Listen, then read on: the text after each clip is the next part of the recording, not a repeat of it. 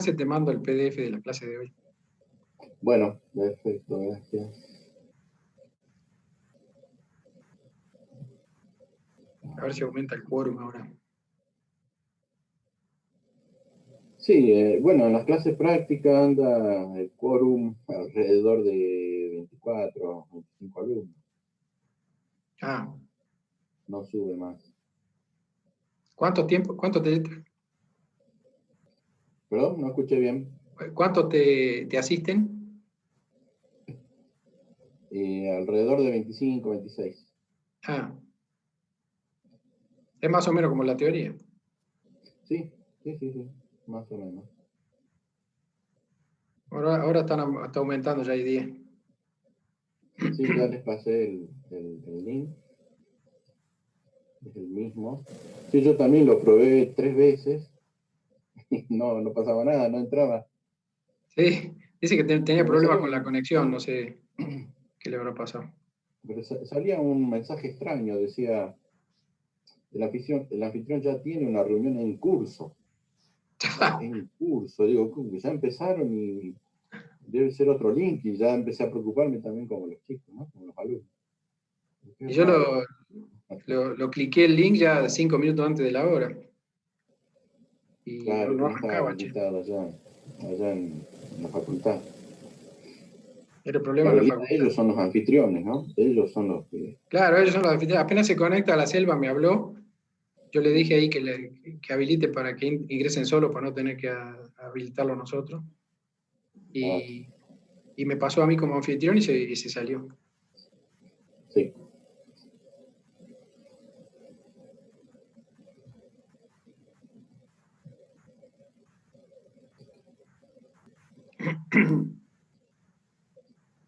Voy a esperar hasta 2 Esperemos minutos un más, ratito.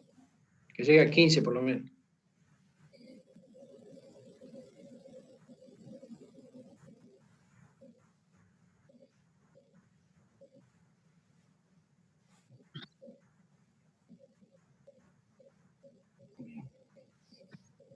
¿Vos dónde estás ahora? ¿En tu casa en Ciudad del Milagro? No, Sí, ¿dónde era? estoy, no, en zona sur, en el barrio intersindical.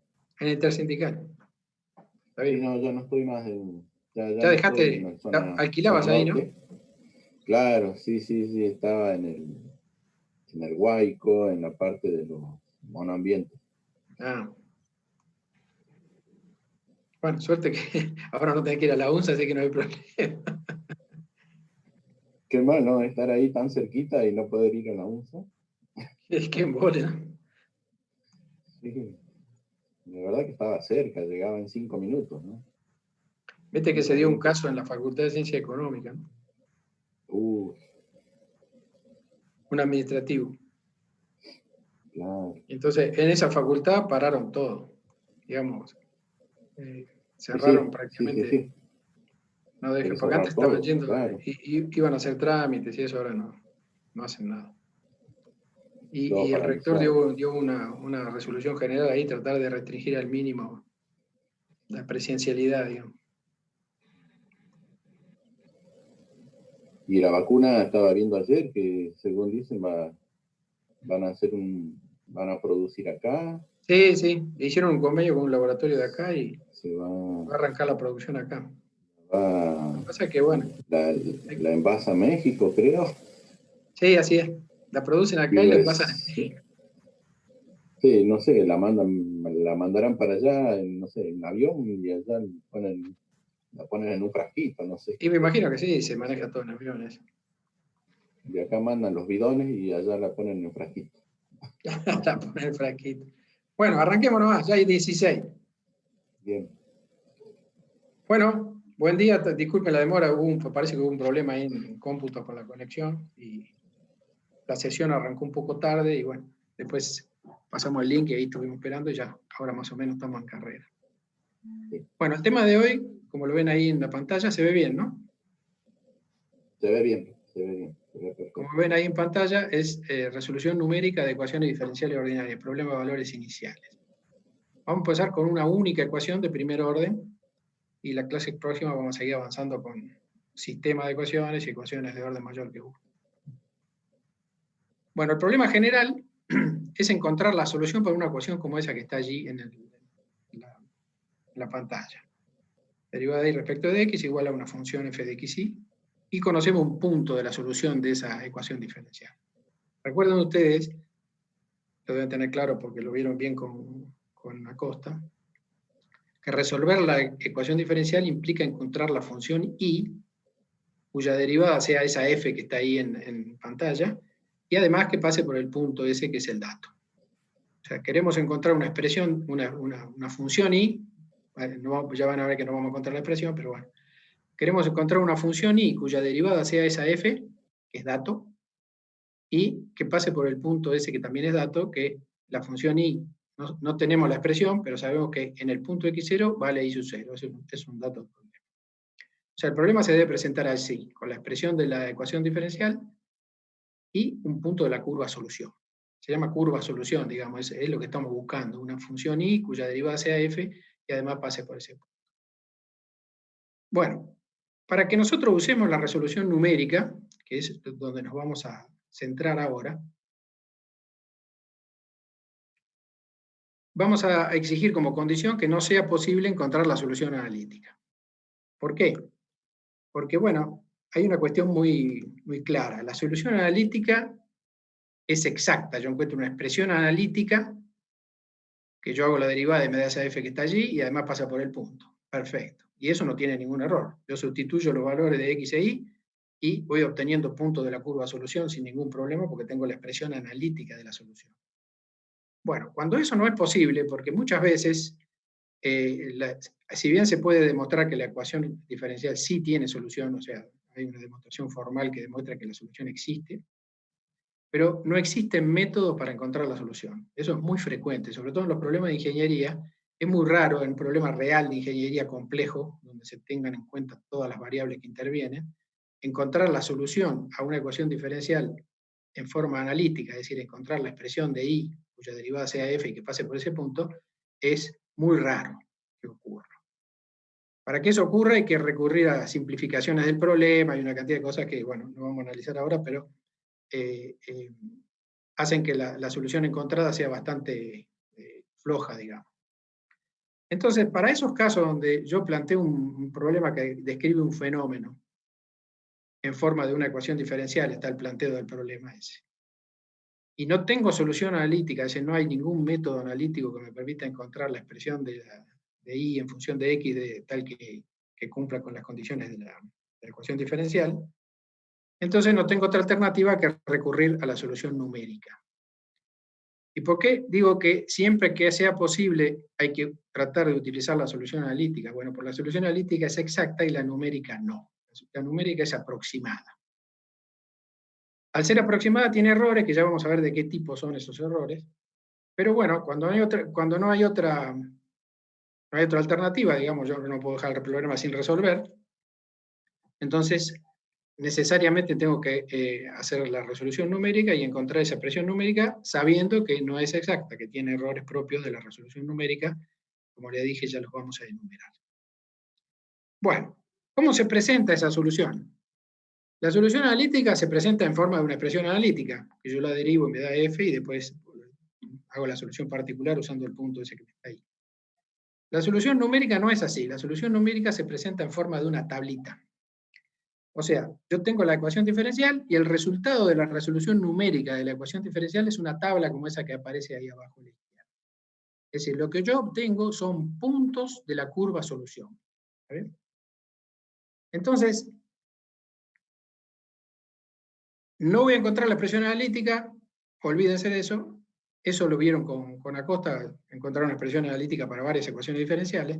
Lo que van a encontrar en este caso va a ser una tablita. Bueno, a los efectos prácticos de un cálculo de ingeniería es lo mismo, porque con esa tablita, si yo tengo un valor de x, entro en la tabla y saco el valor de y correspondiente. Si no tengo exacto, lo interpolo, puedo hacer aproximación de funciones, puedo hacer lo que sea.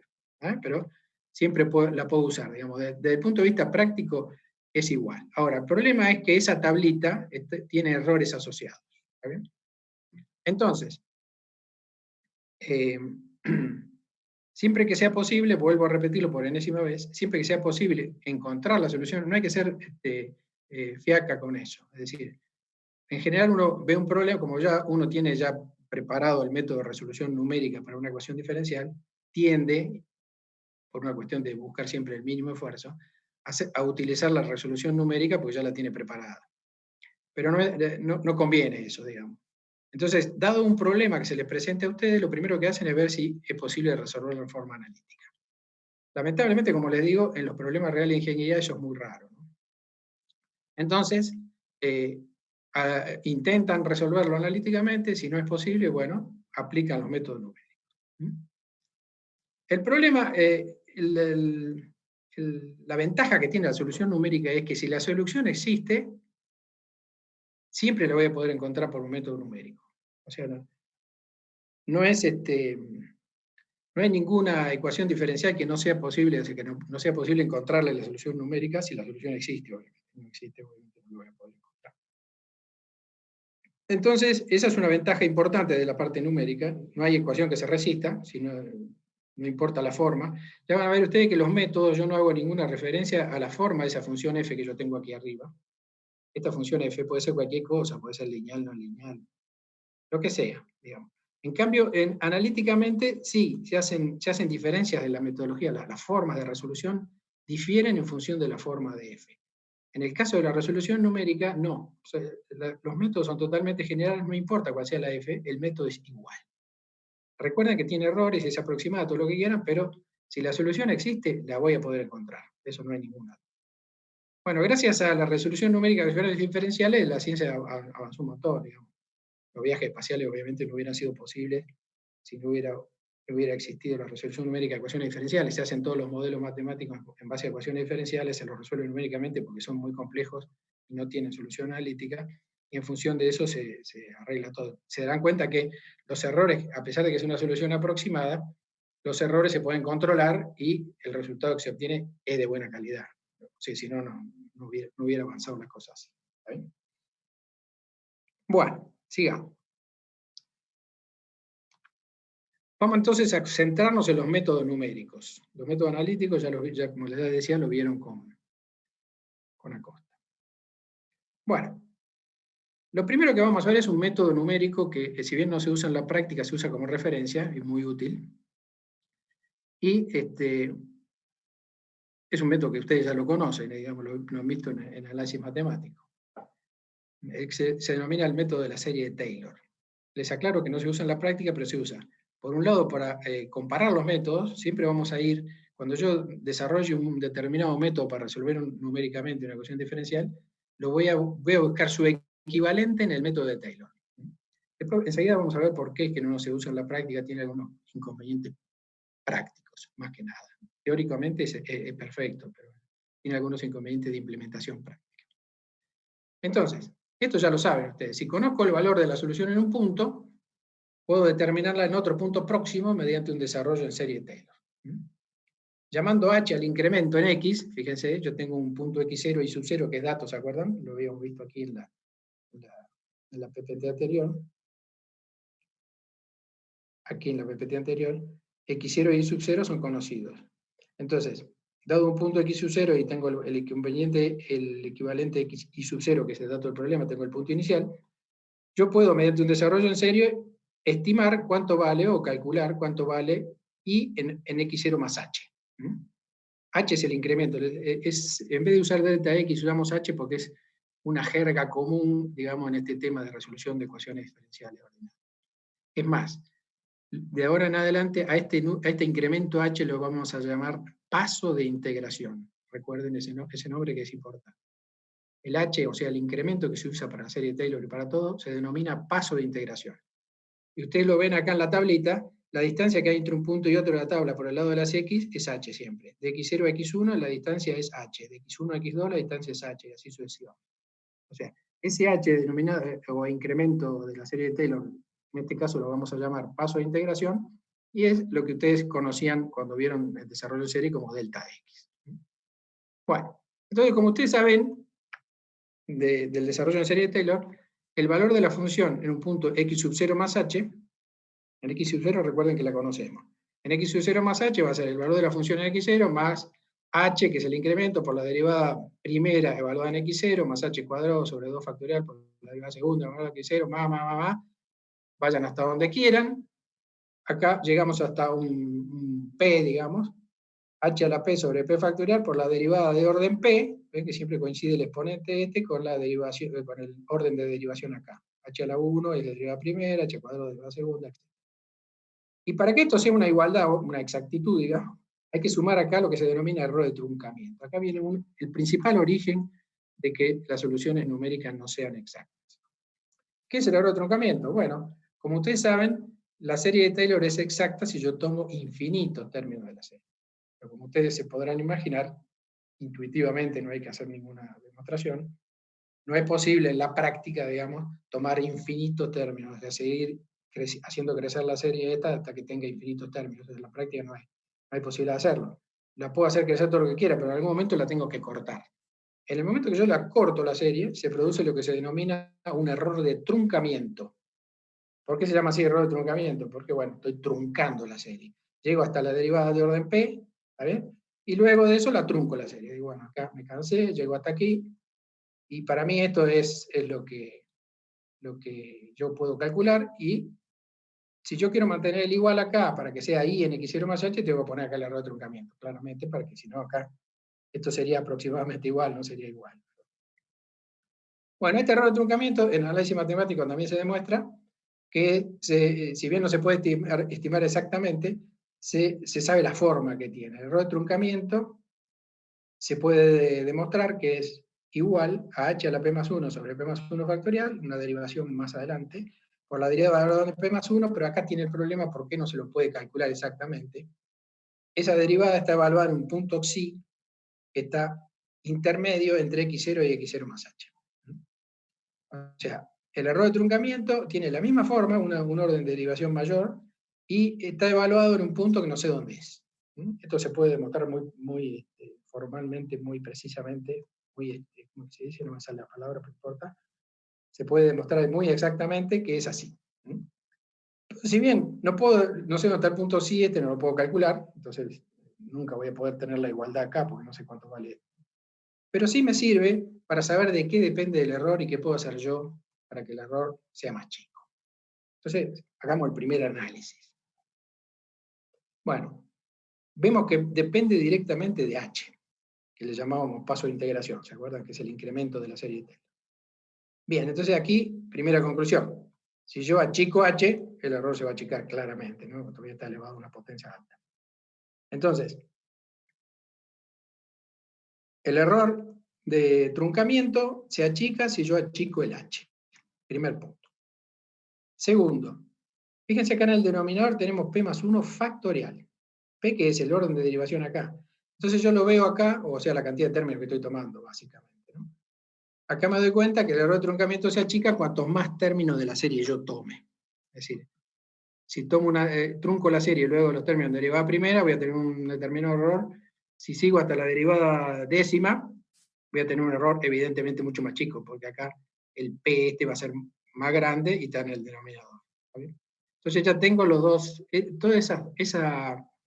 esos dos variables, digamos, tanto el H como el P, los manejo yo, digamos. Yo decido cuántos términos de la serie tomo y decido qué tamaño de incremento elijo. En consecuencia, el error se puede controlar bastante bien, digamos, porque yo tengo los controles, digamos. Achico el H y achico el error, tomo más términos de la serie y también achico el error. Entonces, si bien, como les decía, la tablita que yo voy a construir tiene un error asociado que se denomina error de truncamiento, ese error de truncamiento lo puedo manejar trabajando con el H y con la cantidad de términos de la serie. Bueno, otra cosa que hay que tener en cuenta, se me pasó, otra cosa que hay que tener en cuenta es que la tablita esta no solamente tiene el error de truncamiento, que proviene de acá del desarrollo en serie de Taylor.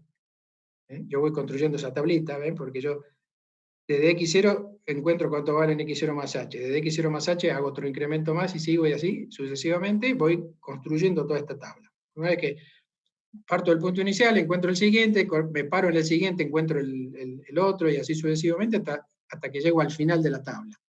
Fíjate que al final de la tabla yo le pongo xf e y sub f. Y acá les aclaro que el xf es un dato, es decir, en el momento que yo vaya a aplicar cualquier método de resolución de una ecuación diferencial ordinaria de primer orden numérico, yo tengo que dar como dato el valor inicial y hasta dónde quiero llegar. En general, eso es fácil de determinar porque es hasta donde me interesa la solución. La solución no me interesa entre menos infinito y más infinito, sino me interesa en un rango que es donde yo tengo mi problema, ¿no? Buenísimo. Entonces, la distancia que hay entre dos puntos cualquiera de la tabla siempre es h, que se denomina paso de integración, que es el incremento de Taylor. Y la manera como yo tengo para achicar el error de truncamiento es o achicando el h o aumentando la cantidad de términos en la c. Pero cuando yo construyo esta tabla, hay otro error asociado. Recuerden el error que está presente desde que empezamos con la primera clase de sistemas de ecuaciones lineales. Siempre que yo hago cuentas con la computadora, cometo un error propio de que en las computadoras es imposible representar ahora un número con infinitas cifras significativas. En consecuencia, cada vez que yo hago cuentas hay un error asociado. Ese error se denomina error de redondeo, porque no puedo representar el número de forma exacta. El 1/3 yo tengo que poner 0,3333 y en algún momento me alcanzo y corto los pesos. Suponete que tomo 23 y corto. Bueno, ahí se produce un error. Es chiquito, está bien, pero cuanto más cuentas hago, el error se va propagando, por decirlo de alguna manera. Entonces, en la construcción de esta tabla, para resolver una ecuación diferencial en forma numérica, hay dos tipos de errores asociados. El error de truncamiento, que proviene de truncar la serie de Taylor en el número finito de términos, y el error de redondeo, que proviene de hacer cuentas. Esos dos hacen que la tabla esté contaminada, por decirlo de alguna manera, con errores. Todos son manejables y la solución numérica se usa mucho porque realmente se la puede controlar bien, se pueden controlar bien esos errores y los resultados son de buena calidad. Bueno, después un punto que no vamos a ver en este año, pero se los aclaro para que lo tengan presente. Se hace lo que se denomina un estudio de estabilidad de la solución numérica. ¿Qué se entiende por estabilidad de una solución numérica? Quiere decir, en la solución numérica se dice que es estable si el error no crece a medida que yo voy avanzando en la tablita. Es decir, si yo empiezo con un error acá, voy al siguiente punto y el error es más grande, voy al siguiente punto y el error es más grande, voy al otro y el error sigue creciendo, eso se dice que es inestable. Es decir, cuando llego al final, de repente la solución es una solución inútil porque se fueron acumulando esos errores porque va creciendo y creciendo y no lo puedo controlar. En cambio, una solución numérica se dice que es estable cuando el error no crece, no se pide que disminuya, ¿no? Pero si no crece ya me siento conforme. Si el error se mantiene más o menos constante, la solución numérica es estable.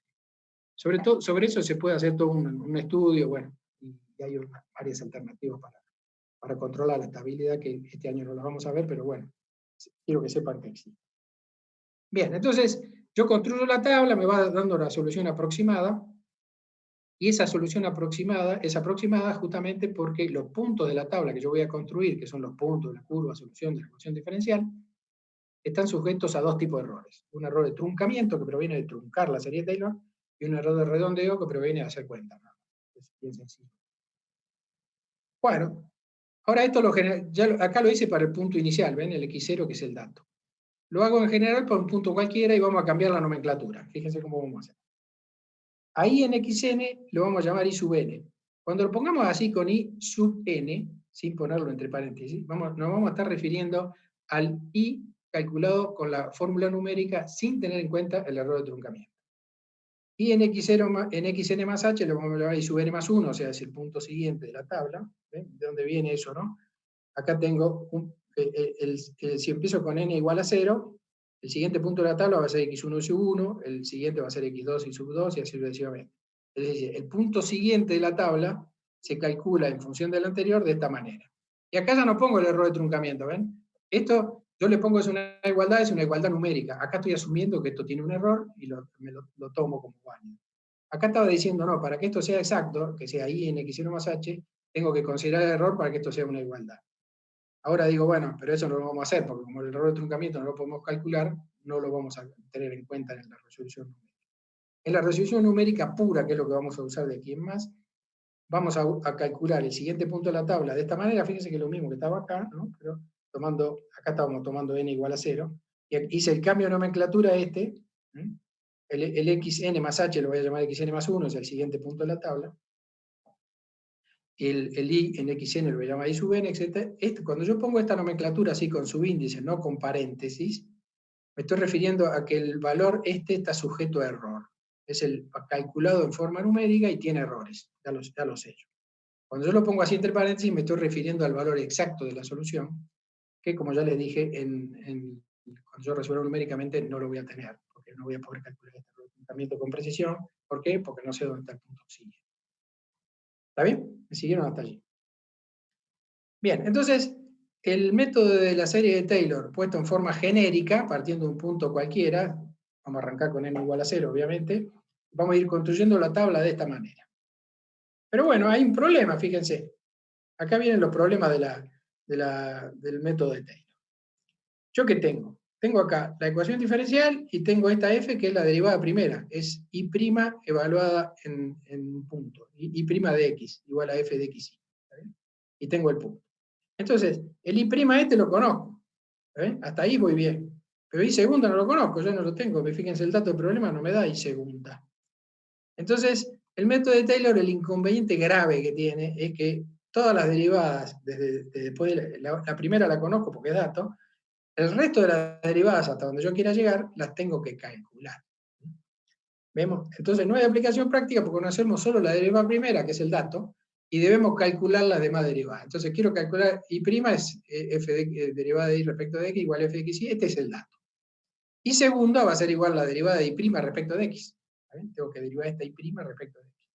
Entonces la derivada de f de x respecto de x, fíjense, f depende de x y de y, es una función de dos variables. En consecuencia tengo la derivada parcial con respecto a la primera variable más la derivada con respecto a la segunda por la derivada, y la segunda depende de la primera, entonces la derivada de y respecto de x. Entonces, si yo quisiera calcular la derivada segunda, tiene esta expresión, fíjense, la derivada respecto de x, usamos esta nomenclatura f sub x, es la derivada parcial de f de x y respecto de x, más la derivada parcial de f respecto de y, lo pongo como f sub y, por f, que es la derivada de y respecto de x. Bueno, le pongo un asterisco acá porque esto lo voy a volver a usar más adelante. Bien. Y bueno, si yo quisiera calcular la derivada tercera, tengo que hacer la derivada de la derivada segunda respecto de x. Tengo que derivar esto respecto de x. Ven que se va complicando, se va armando un choclo más o menos, ¿no? Porque ahora tengo que hacer derivar esta expresión que tiene la derivada parcial respecto de x, la derivada parcial respecto de y, y la derivada primera, todo tengo que derivar respecto de x y me va a quedar un choclo más grande todavía. Bien, entonces, por esa razón, y solo por esa, es que el método este de Taylor no se usa en la práctica. ¿Por qué? ¿Qué implica si yo quiero aplicar el método de Taylor directamente? Digo, no quiero usar ninguna otra cosa. Bueno, hasta aquí voy bárbaro, la derivada segunda ya tengo que hacer cuentas. Antes de empezar a aplicar el método tengo que encontrar, para el caso particular que yo estoy tratando, tengo que encontrar cuánto vale y segunda, cuánto vale y tercera, cuánto vale y cuarta. Tengo que hacer un laburo previo bastante pesado de derivar y encontrar las expresiones de las derivadas que yo voy, supónganse que quiero llegar hasta la derivada cuarta. La segunda, la tercera y la cuarta, antes de poder usarlas, las tengo que calcular, en el caso particular que yo estoy usando. Ese es el punto en contra que tiene. Entonces vamos a ver otros métodos, y aquí en más, vamos a ver otros métodos que obtienen una precisión equivalente al método de Taylor, sin necesidad de evaluar otra cosa que no sea la derivada primera. Esa es la gracia del tema. Y ahí es donde vamos a apuntar. Pero entonces, bueno, ¿cómo vamos a hacer? ¿Cómo vamos a ver si un método es mejor que otro? Lo vamos a comparar con la serie de Taylor. Es decir, yo voy a agarrar un método, voy a demostrar que equivale a un desarrollo en serie de Taylor hasta derivada tercera, y digo, bueno, listo. Pero la gracia es que equivale a un método de Taylor hasta derivada tercera, pero la gracia es que lo voy a lograr el algoritmo del método sin necesidad de calcular ni la derivada segunda ni la tercera, únicamente evaluando la derivada primera. ¿Está bien? Esa es la gracia del tema y ahí vamos a apuntar y ahí apuntan todos los métodos. Bien, entonces el método de Taylor lo desarrollamos, vemos que sirve, es muy útil, teóricamente muy sólido, pero tiene un inconveniente práctico, que antes de que yo lo pueda aplicar tengo que calcular todas las derivadas hasta donde yo quiero llegar. Recuerden que no me tengo que quedar muy corto porque cuanto más términos de la serie tome yo, el error es más chico, ¿no? Yo tengo dos cosas para manejar, vuelvo a repetir, el tamaño del h, el incremento o paso de integración, y la cantidad de términos que voy tomando de la serie. Bueno, entonces vamos a empezar a ver ahora sí los métodos que sí se usan en la práctica. El primero y más elemental de todos es el denominado método de Euler, que es muy sencillo, consiste en estimar el valor de la ordenada con la pendiente. Fíjense acá el dibujito. Yo tengo un punto xn, inicialmente n igual a 0, así que sería el punto inicial. Trazo la tangente trigonométrica a la curva que pasa por ese punto. Entonces, el punto donde la recta tangente corta la vertical esta, que pasa por xn más 1, ahí voy a tomar el I sub n más 1. O sea, el I sub n más 1 que yo voy a tomar usando el método de Euler no va a ser el que está sobre la curva, sino que va a ser este que yo obtengo de tomar la intersección de la pendiente de la curva, trazo la pendiente de la curva en xn y I sub n, y tomo acá la vertical esta de xn más 1, el punto donde se cortan esas dos rectas, ese va a ser mi I sub n más 1. Entonces, si ustedes miran el dibujito, esto que sale acá gráficamente como una diferencia entre la curva y la recta, es la expresión gráfica del error de truncamiento. Es decir, el error de truncamiento lo veo en el dibujo porque yo estoy haciendo recto algo que no es recto, ven que es una curva. Y bueno, y acá se ve claramente también que si yo achico el h, el error de truncamiento se va achicando. Yo tomo el h bien chiquitito, ando bastante cerca de la curva. Bueno, después vamos a ver que no hay que entusiasmarse tampoco con achicar el h, porque recuerden que también está presente el error de redondeo. Es decir, si yo achico el h, para llegar de x0 a xf voy a tener que hacer mucho más cuenta. ¿Se acuerdan cómo era x0 y cómo era xf? ¿No? Se los voy a... x0 es el valor inicial y x0 es el valor final. Si yo hago un h muy chiquitito, entre x0 y xf tengo que hacer un vagón de cuentas. Si hago un h más grande, hago pocas cuentas. ¿Qué pasa? Si hago pocas cuentas del h más grande, el error de truncamiento es más grande. Si hago muchas cuentas, el error de truncamiento es más chico, pero el error de redondeo es más grande. Entonces, ahí hay un balance que lo vamos a ver en la próxima clase, que hay que tener en cuenta. Hoy vamos a avanzar con los métodos, porque si no, estamos... Bueno, entonces, el método de Euler consiste en aproximar la curva con una recta, ¿está bien? Que es la recta tangente en el punto donde estoy partiendo. Yo sé cuánto vale la función en x sub n y sub n, quiero saber cuánto vale en x sub n más 1, quiero saber cuánto vale y sub n más 1, entonces trazo la recta acá, el punto donde la recta corta la vertical esta, ese lo tomo como y sub n más 1, y ahí ese va a ser el valor que yo voy a tomar según Euler. Y acá se ve el error gráficamente. Bueno, entonces fíjense, este es un triángulo rectángulo acá, desde aquí arriba, todo el bordecito. Bueno, entonces, la tangente trigonométrica de este ángulo va a ser cateto opuesto, que es I sub n más 1 menos I sub n, sobre h.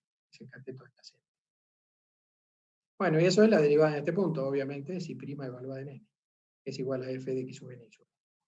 Y de aquí surge el algoritmo del método de Euler, n I sub n más 1 igual a I sub n más h por f de x sub n. Si yo lo comparo con Taylor, fíjense cómo sería. Si lo comparo con Taylor, ¿a qué equivale? A truncar la serie luego de los términos derivados primero, ¿verdad? O sea, es muy elemental. Estoy haciendo es lo mismo que si yo hiciera un desarrollo de serie de Taylor, pero desde la derivada primera en adelante me olvido de todo. ¿Vale? Recuerden que ya habíamos dicho que cuando yo hago un desarrollo en serie hasta la derivada primera, estoy haciendo una aproximación lineal. Bueno, acá se ve gráficamente. Es una aproximación lineal de la curva. Bueno, entonces el método de Euler coincide con la serie de Taylor hasta los términos en derivada primera. O sea, es un método de Taylor hasta truncando luego de la derivada primera. De la segunda para adelante me olvido. Por eso digo que es un método muy básico. Entonces, en la práctica se lo usa bastante poco, digamos. Hay muchos métodos mucho más eficientes y más precisos que tampoco dan demasiado trabajo. Por eso vamos a seguir avanzando con esto. Pero se lo enseña siempre porque es como empieza todo, digamos. De ahí en adelante surge toda una familia de métodos que ya vamos a ver acá. Bien. Entonces, se construye la tabla partiendo de x sub 0 y x sub 0, que son datos. Aquí vemos la comparación con la serie de Taylor, vemos que coincide exactamente hasta la derivada primera y luego se trunca el resto. Bueno, y acá viene una definición importante que la vamos a ir arrastrando para el resto del tema este y de la clase que viene también. Vamos a decir que un método numérico es de orden P si coincide con la serie de Taylor hasta los términos en h elevado a la P. Entonces, si comparo el método de Euler con Taylor, veo que coincide con la serie de Taylor hasta los términos en h elevado a la 1. Entonces decimos que el método de Euler es un método numérico de primer orden, o de orden 1, como quieran decir. Por eso que no se usa, digamos, muy básico, ¿no? Entonces, un método de primer orden, ¿por qué? Porque por la definición de orden decimos que un método numérico es de orden P si coincide con la serie de Taylor hasta los términos en h elevado a la P. Como el método de Euler coincide con la serie de Taylor hasta los términos en h a la 1 exactamente, decimos que el método de Euler es un método numérico de primer orden. Bien. Vamos a ver si avanzamos un poquito y mejoramos la cosa. Bueno, como queremos mejorar, aparece una mejora del método de Euler que se llama método de Euler mejorado. ¿Está bien? Bueno, ¿en qué consiste? Ya no voy a avanzar directamente con la pendiente como hacíamos con Euler, directamente avanzábamos desde xn hasta xn más 1, avanzábamos con la tangente directamente, sino que voy a avanzar con una pendiente promedio, desde xn y sub n hasta xn más 1 y sub n más 1. Y ahora viene un dibujito que yo lo hice lo mejor que pude, voy a tratar de explicárselo. Sepan entender que dibujar con estos fibrones es medio complicado, así que así quedó. Bien, la curva es esto negro que está acá, ¿está bien? Que sigue por acá, sigue por ahí, esta es la curva. Aquí abajo, hasta aquí abajo. Fíjense, trazo la tangente trigonométrica de la curva que pasa por x sub n y sub n. ¿Está bien? ¿Ven? Ahí está la curva, y trazo la tangente ahí. Después me pongo en el punto xn más 1, ¿ven? Trazo la tangente trigonométrica a la curva que pasa por el punto, trazo la vertical acá en xn más 1, busco la curva, y trazo la tangente trigonométrica a la curva, está en azul, que pasa por ese punto. Recuerden que esta curva no la conocemos, ¿no? Pero bueno, es para dibujarla. Tomo la tangente trigonométrica a la curva que pasa por el punto x sub n más 1. ¿Bien? Entonces, ¿cómo hago? Trazo la vertical xn más 1, busco la curva y pongo la regla y hago la tangente trigonométrica. Bueno, entonces tengo una tangente en x sub n y sub n y otra en xn más 1. Bueno, este no es el y sub n más 1 pues todavía, pero ya vamos a ver cómo. Y trazo la tangente en el punto S. Entonces, con esas dos tangentes, lo que hago es calcular la bisectriz del ángulo, es decir, tomo la pendiente promedio. Promedio la pendiente en x sub n y sub n, que es esta negra, con la pendiente en x sub n más 1 y sub n más 1, que es la azul. Bueno, acá ven, hice el promedio, pero no me quedó bien en el medio, pero bueno, así, hagan de cuenta que esta raya punteada roja pasa justo en el medio del ángulo que forman esas dos rectas. Bien. Paso siguiente, lo que hago es, esa recta punteada la desplazo paralela a sí misma hasta que pase por el punto x sub n y sub n.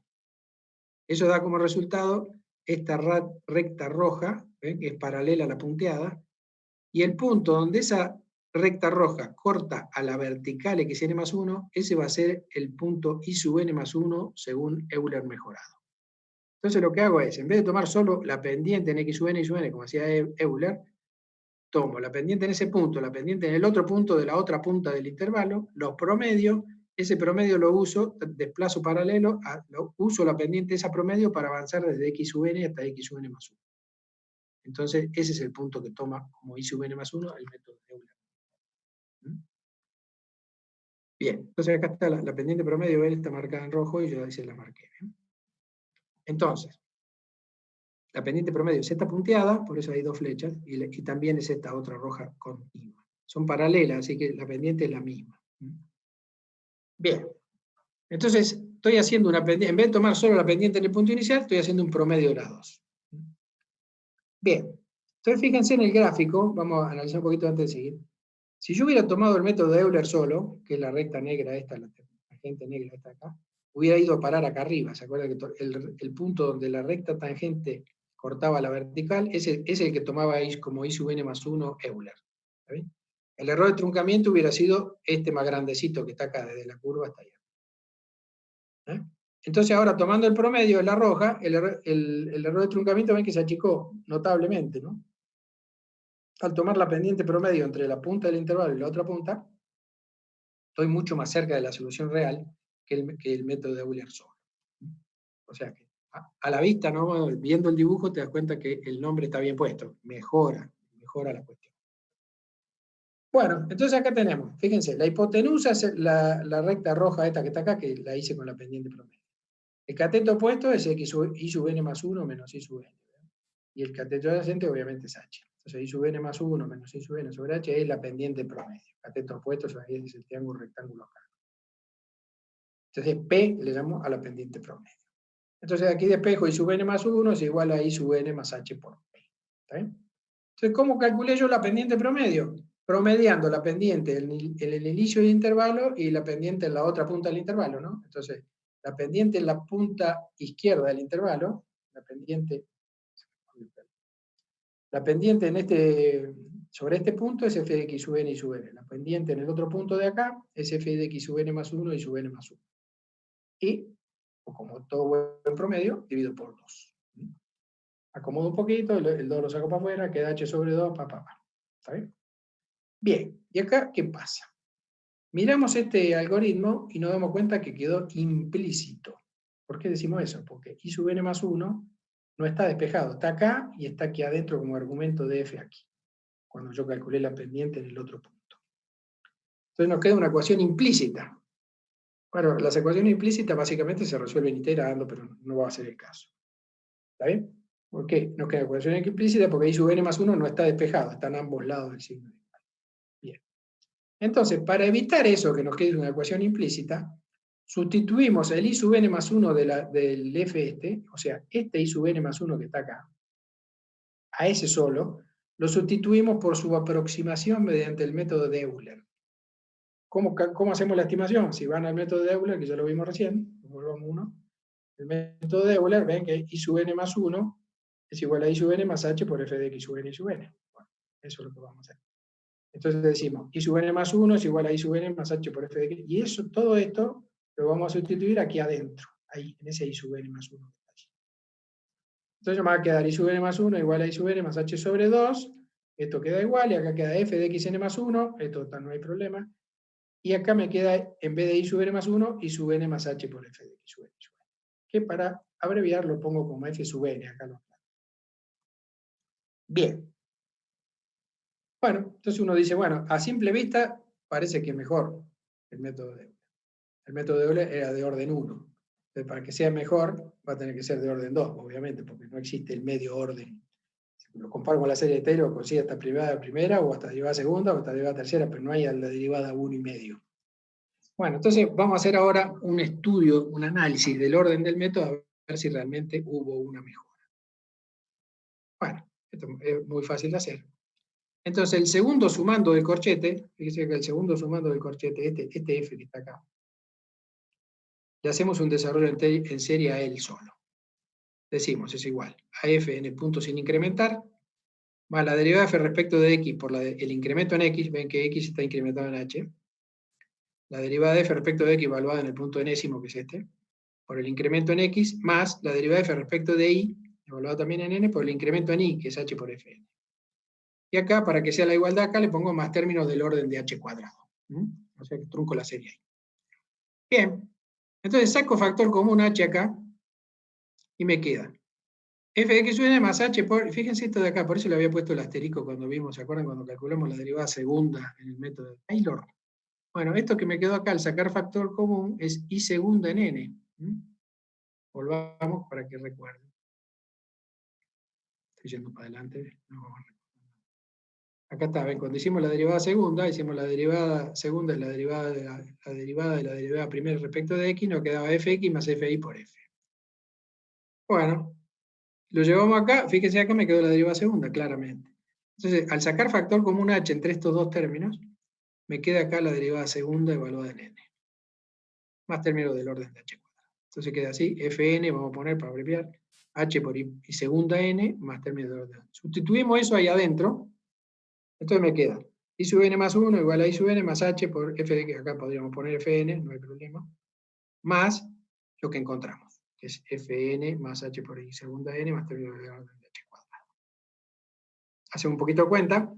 Bueno, entonces este fn más este fn de acá me da 2fn, ¿está bien? Y lo otro, bueno, simplemente saco los paréntesis. Multiplico ahí adentro, me queda in más 1 igual a i sub n más, fíjense, acá tengo h sobre 2 por 2, se me va el 2, me queda h por fn más h cuadrado sobre 2 por i segunda n más término de h cubo. ¿Okay? Entonces comparo esto con la serie de Taylor y claramente coincide con la serie de Taylor hasta los términos de derivada segunda. Entonces, ¿qué deducimos de la definición de orden de un método numérico? Que el método de Euler mejorado es de segundo orden. Pero ¿cuál es la gracia? Porque yo digo, bueno, pero lo podía haber hecho con Taylor también eso. Pero fíjense el método de Euler mejorado este que usamos ahora. El método de Euler mejorado no calcula nunca la derivada segunda. Simplemente evalúa la función f, que es dato, en dos puntos distintos, y con eso logra una precisión equivalente a Taylor hasta la derivada segunda. La gracia es sin calcular la derivada segunda. A eso apuntamos. Entonces, logro una precisión equivalente a la serie de Taylor hasta derivada segunda, pero no necesito calcular la derivada segunda. Simplemente uso el dato del problema, que es f de xy, uso el dato del problema, lo evalúo en 2 puntos distintos, hago las cuentas y me obtengo una precisión equivalente a Taylor hasta derivada segunda inclusive, sin necesidad de calcularla esa derivada segunda. ¿Está bien? Buenísimo. Con eso ya logré una mejora interesante. Si miran el dibujo se van a dar cuenta que sí hay una mejora muy interesante. Bueno, eso es lo que dice ahí arriba. Nos logramos presión equivalente a Taylor hasta derivada segunda sin necesidad de calcular la derivada segunda. Bueno, y como siempre surge uno que dijo, bueno, ya encontré una mejora, y aparece otro y dice, no, yo encontré una mejora que me parece que es más linda. Bueno, a ver, ¿qué encontraste vos? Bueno, dice, en vez de calcular el promedio de la pendiente en una punta y en la otra, como habíamos hecho, ¿se acuerdan? Era la pendiente acá y la promediaba. Bueno, yo digo, no, hagamos una cosa más sencilla, calculemos directamente la pendiente en el centro del intervalo. Entonces dibujo la pendiente en el centro del intervalo, ven ahí esa es la pendiente en el medio. ¿Sí? La traslado paralela a sí misma hasta que pase por el punto inicial, que es dato, es la azul, y el punto donde la pendiente en el medio corta la vertical xn más 1, ese va a ser mi I sub n más 1. O sea, lo que hago ahora es calculo, en vez de calcular un promedio de dos pendientes, digo, no, calculo la pendiente en el medio del intervalo. Y intuitivamente uno dice, debe ser más o menos lo mismo. Bueno.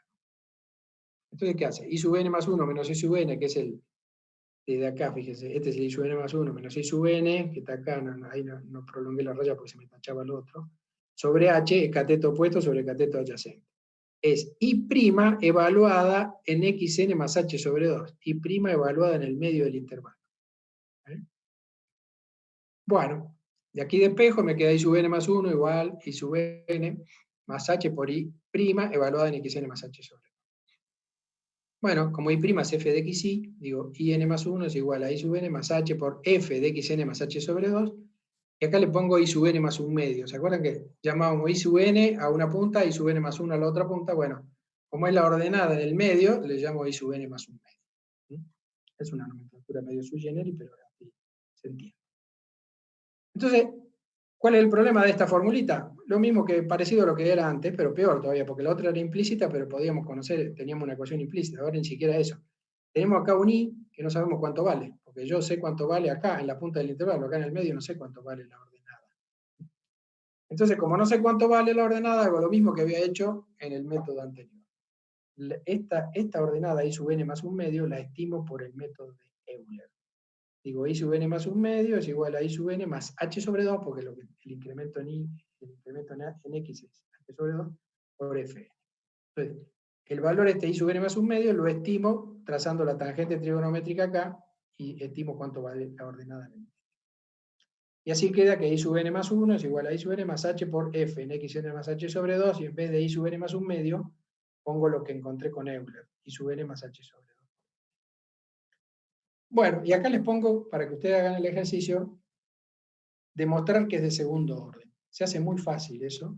Simplemente esta f de acá le hacen, esta f que está acá con xn más h sobre 2 y sub n más h sobre 2 por fn, le hacen un desarrollo en serie como habíamos hecho con esta.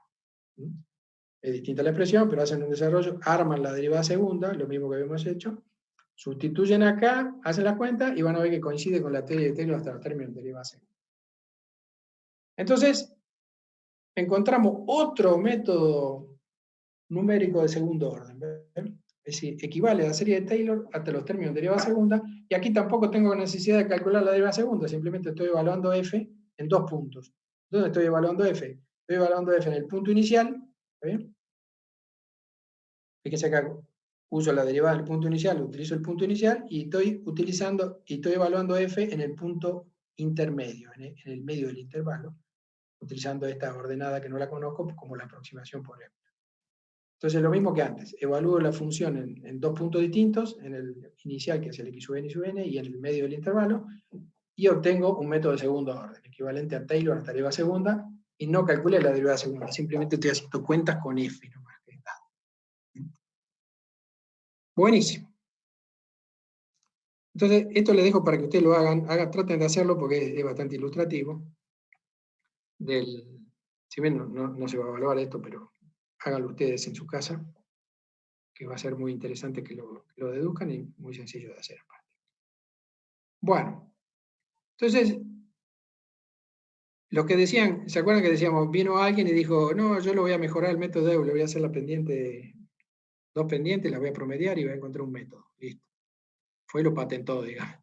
Vino otro y dice, no, tomemos la pendiente en el medio, para mí que debe ser mejor. Y al final ninguno de los dos tenía razón. ¿Por qué? Porque los dos son de segundo orden, es decir, los dos métodos son equivalentes. Es decir, nadie puede decir que es mejor que el otro. Son equivalentes a Taylor, hasta derivada segunda, los dos, así que usen el que más les guste, que es lo mismo. ¿Está bien? No hay ningún problema. Bueno, pero ahora surge una duda. Encontramos 2 métodos de segundo orden. ¿Está bien? Entonces uno se puede preguntar, ¿habrá más métodos de segundo orden? Porque ya encontré 2, ¿por qué no puede haber 3, 4, 5, 10, lo que sea? Entonces, aquí para poder sacarnos esa duda si hay más o no, hacemos una formulación general de un método de segundo orden. Fíjense cómo la hacemos.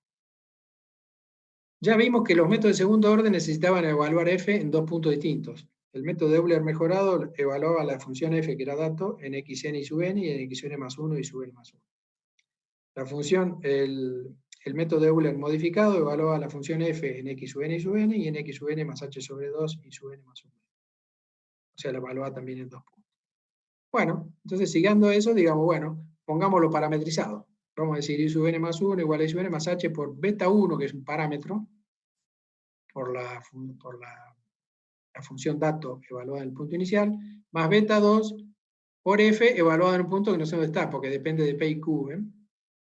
Si p y q lo tomo igual a 1, va a ser Euler mejorado. Si p y q lo tomo igual a 1/2, va a ser Euler modificado.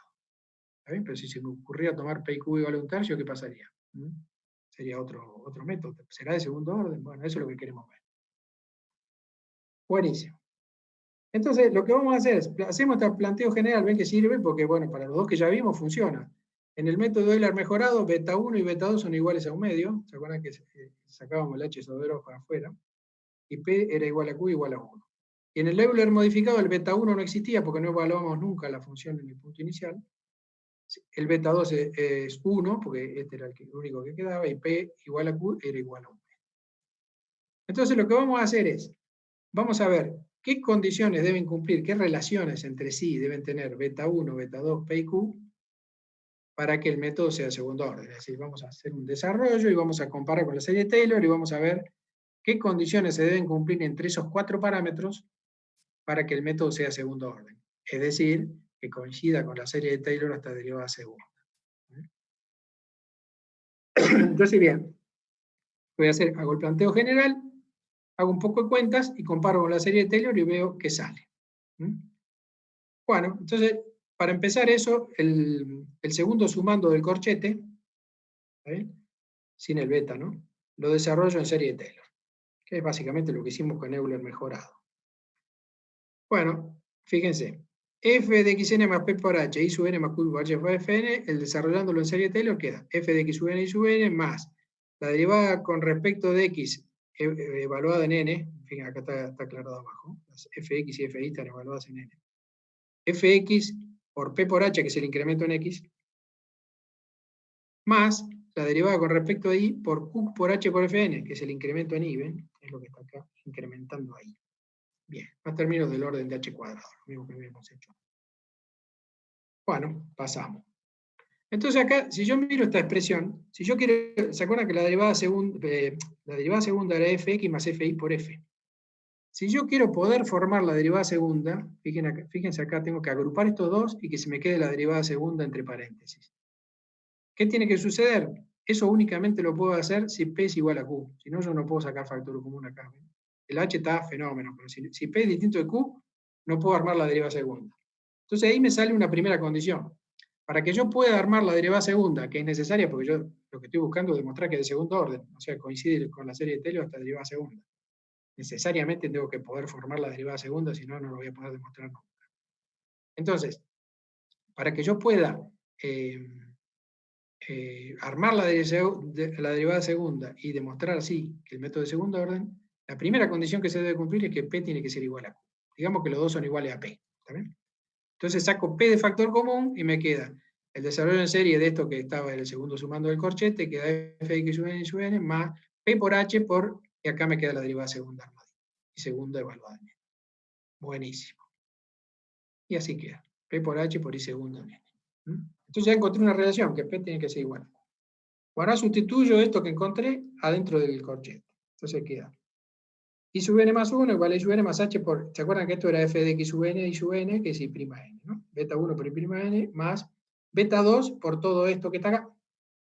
Beta 2 por I' n más beta 2 por P por H por I segunda n. Bien.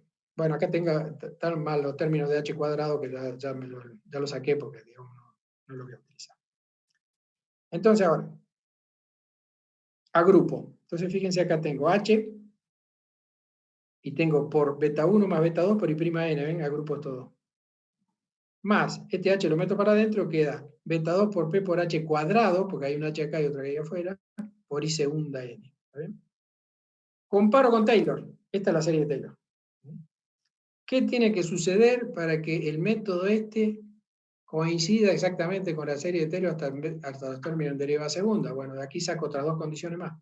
Tiene que suceder que beta 1 más beta 2 sea igual a 1, para que acá me quede un unito. ¿Está bien? Y aparte, que beta 2 por P tiene que ser igual a un medio, para que me quede igual que la serie de Taylor. Beta 2 por P tiene que ser esto dividido 2, ¿de acuerdo? Que así era la serie. Bueno, entonces encontré que para que este método genérico, que yo planteé aquí con beta 1, beta 2, P y Q, que son los 4 parámetros, para que este método genérico sea de segundo orden, se deben cumplir 3 relaciones. Que P sea igual a Q, que beta 1 más beta 2 sea igual a 1, y que beta 2 por P sea igual a 1 medio. Pero este aquí, que fíjense que tengo 4 parámetros y 3 condiciones. ¿Eh? Entonces me queda un grado de libertad. Digo, tengo 4 parámetros y 3 relaciones. ¿Cuántas soluciones tiene un sistema que tiene más incógnitas que ecuaciones? Infinitas, ¿se acuerdan? Yo tengo más incógnitas que ecuaciones, tengo infinitas soluciones. ¿Por qué? Porque tengo un grado de libertad. Dándole valores arbitrarios a ese grado de libertad, formo infinitas combinaciones posibles. Entonces, tengo 4 parámetros y 3 relaciones, por lo tanto, podemos formar infinitos métodos de segundo orden. Entonces, habíamos encontrado 2, el método Euler mejorado y modificado, nos habíamos quedado bastante corto, porque acá estamos demostrando que los métodos de segundo orden pueden ser la cantidad que yo quiera. Hay infinitos métodos de segundo orden que los puedo formar muy fácilmente. Entonces, fíjense, como tengo un solo grado de libertad, puedo poner todo en función de un único parámetro. Volvamos para atrás y vemos que acá estaba en función. Acá era beta 1, beta 2, P y Q. ¿Está bien? Pero bueno, como hay relaciones entre ellos, hay 3 relaciones, estas 3, entonces puedo poner todo en función de un único parámetro. Si llamo a beta 2 lo llamo omega, beta 1 de esta relación, beta 1 es igual a 1 menos omega. ¿Está bien? Beta 2 por P acá dice que es igual a un medio. Como beta 2 es omega, entonces P va a ser igual a Q, que dijimos que eran iguales, van a ser igual a 1 sobre 2 omega. Entonces ya no necesito más 4 parámetros, con uno solo me arreglo, ¿no? Sustituyo eso arriba y queda I sub n más 1 igual a I sub n. En vez de beta 1 pongo 1 menos omega, por f de x sub n y sub n. En vez de beta 2 pongo omega por f de xn más h sobre 2 omega, ¿se acuerdan? Era p por h acá. Ya que era q por h por fn, acá h sobre 2 omega por f. Entonces, este aquí, que tengo un método de segundo orden totalmente general con ese parámetro omega, al que yo le doy cualquier valor que se me ocurra y obtengo un método de segundo orden. Supónganse, digo omega, habíamos visto que el método de Euler mejorado, omega es igual a un medio. Y el método de Euler modificado, si lo analizan así fríamente se van a dar cuenta, porque se acuerdan que era h sobre 2 acá en el mejorado, ¿no? Sacaba un sobre 2 que no me aparece el sacaba h sobre 2. Entonces yo le digo omega igual a un medio, acá aparece un medio y acá queda un medio también, lo saco para afuera, ¿no? Es el Euler mejorado. Y si omega es igual a 1, ¿se acuerdan? El beta 1 desaparece porque no estaba, y acá me va a quedar omega igual a 1. Entonces, para el Euler mejorado, omega es igual a un medio, para el Euler modificado, omega es igual a 1. Pero bueno, yo digo, bueno, y si yo pongo omega un tercio, ¿qué pasa? No pasa nada, es un método también de segundo orden. Pongo omega igual a raíz de 2, ¿qué pasa? Nada, es un método de segundo orden también. Entonces, ahí vemos que yo le doy a omega cualquier valor y obtengo un método de segundo orden. Entonces, ustedes en la práctica podrían hacer un un programa que tenga omega como dato, y le van dando valores omega y van probando, van generando distintos métodos, todos de segundo orden.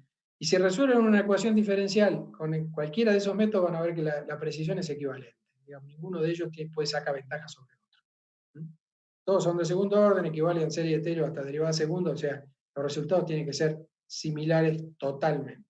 O sea, no hay forma de que haya diferencias allí porque no hay ningún aumento de precisión ni nada por el estilo. Bueno, entonces, ahí vemos que lo que ya dijimos, ¿no? En Euler mejorado omega es igual a 1/2 y en Euler modificado omega es igual a 1. Bien, vamos a hacer un pequeño descanso acá, porque así pegamos, si no, hacemos el descanso más adelante y el segundo tramo queda demasiado cortito. Entonces, lo que vamos a hacer un descansito de 10 minutos exactos. Y... Profe, una pregunta. Sí, dale. ¿El error varía con omega? No, porque son todos de segundo orden. El error de truncamiento no. El error de redondeo, acordate que depende de más de H que de otra cosa. Es decir, el error de truncamiento con omega no tiene nada que ver, porque el error de truncamiento, acordate, el error de truncamiento es h a la p sobre p factorial por la derivada de orden p. La derivada de orden p son todas iguales, porque son todos de segundo orden, ¿está bien? Entonces ahí lo único que te queda para variar es el h, pero no tiene nada que ver con el error, digamos. Eso es válido para cualquiera, digamos. Yo achico el h y sirve para cualquier método, no que alguno tenga una ventaja sobre él. Es decir, en función del omega no tengo ventaja desde el punto de vista del error de truncamiento, que es el único que podemos considerar en este caso, porque todos son de segundo orden. En consecuencia, póngale el omega que quieran, por una cuestión de uso y costumbre, digamos. Los más comunes son el mejorado y el modificado con omega igual a 1/2 y omega igual a 1. Pero no hay ninguna restricción para que omega valga con cualquier otro valor. ¿Alguna otra preguntita? No, está bien. La duda era porque las pendientes variaban y, bueno, quedaba el error arriba, pero son todos del mismo orden. Son todos del mismo orden. Eso es lo que tenés que ver. Son todos del mismo orden, coincide con la serie entera hasta derivada segunda, no hay mucho para agregar, digamos. Son iguales, digamos, en cuanto a error de truncamiento, ¿no? Entonces, por eso te digo, es cuestión de uso y costumbre. Son más utilizados con estos dos, mejorado y modificado, una cuestión de que es más práctico. Si yo hago uno, le pongo raíz de 2 al omega, digamos, va a ser muy lindo, pero bueno, voy a tener una presión equivalente, pero hacer las cuentas me va a costar más trabajo, digamos. Básicamente, tengo que sacar una raíz cuadrada cada vez. Entonces, bueno, la puedo calcular una sola vez, total, no hay demasiado problema. Pero no hay ninguna diferencia, no se puede, teóricamente no podés evaluar. Obviamente, si vos haces nomás en Euler mejorado y bien modificado y comparás con la solución analítica, suponete que vos conocés la solución analítica, ¿sabes? Y te armás una tabla que sea X y analítico, es exacto, y calculado con algo mejorado y calculado con algo modificado. Le pones 4 columnas a la tabla. Entonces vas a ver que en determinados lugares de la tabla el Euler mejorado va a estar más cerca que el Euler modificado y en otros lugares va a estar distinto, porque como son de igual orden, va a haber un pequeño error, obviamente en un decimal por allá, en la octava cifra significativa, por ahí, ¿no? Pero algunos se acerca más y otros se acerca menos, depende de la zona, ¿no? Pero no te puede dar ningún indicativo de que el Euler mejorado sea mejor que el modificado, porque varió el omega, digamos. Y lo mismo pasa con cualquiera, le pones un tercio, le vas poniendo lo que quieras y armás una tabla, conociendo la solución analítica y lo comparás, no vas a notar diferencia significativa en ningún caso. O sea, sobre todo, en algún punto de la tabla va a ser más preciso uno que otro y así sucesivamente, pero no vas a tener no vas a poder sacar ninguna conclusión con el omega. O sea que olvídate de eso por el momento. ¿Alguna otra duda? No, gracias. Ahí está. Cortemos entonces 10 minutos, ¿no? Bien. Yo tengo y 14. Bueno, hasta y 25 le metamos. Sí. Bueno. Buenísimo. Y 25 nos vemos.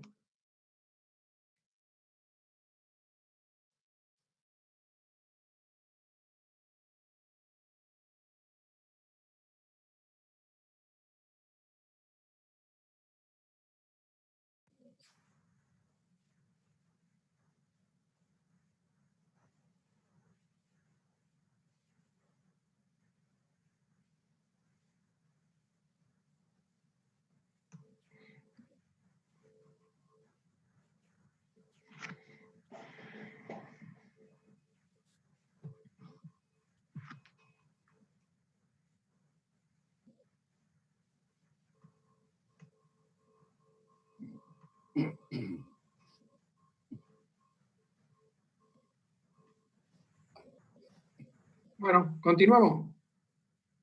Continuamos. Ahí estamos ya.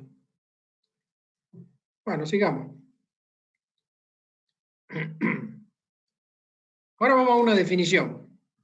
Visto esto que ya vimos el método de Euler mejorado y modificado, generalización de método de segundo orden.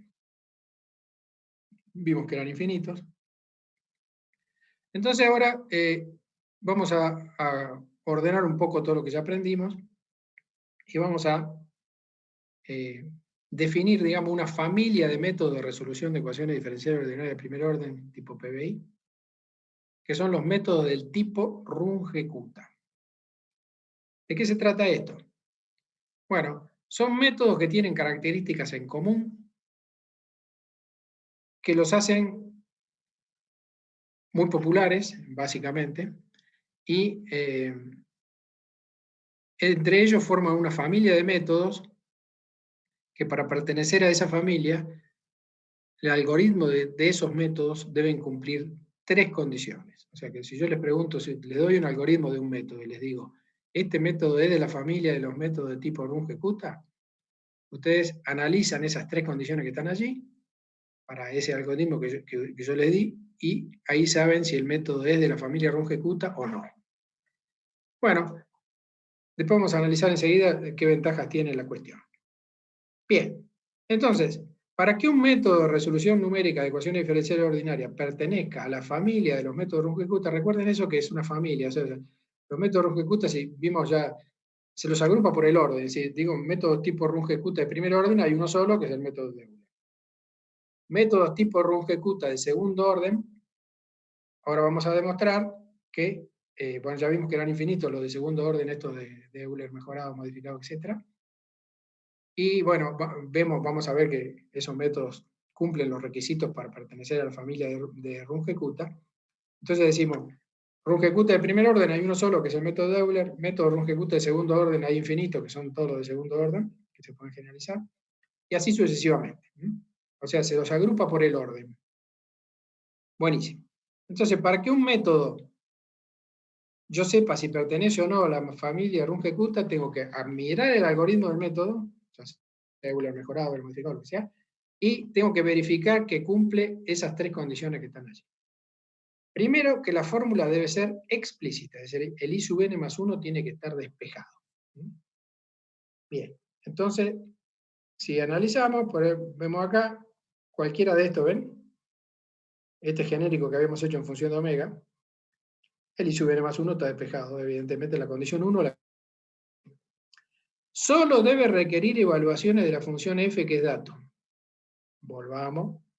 Fíjense, acá evalúa f en un punto, acá evalúa f en otro punto y nada más. O sea, ¿esto qué quiere decir? Que para que un método sea Runge-Kutta no debe requerir hacer cálculos previos, es decir, hacer otras cuentas antes de empezar a evaluar el método. Entonces uno ya de entrada ahí se da cuenta que el método de Taylor, ese que vimos al inicio, no pertenece a la familia Runge-Kutta. ¿Por qué? Si bien cumple la condición 1, la fórmula es explícita, pero no cumple la 2. Es decir, para yo aplicar el método de Taylor, antes de aplicarlo tengo que calcular la deriva segunda, tercera, etcétera, hasta donde yo quiera llegar.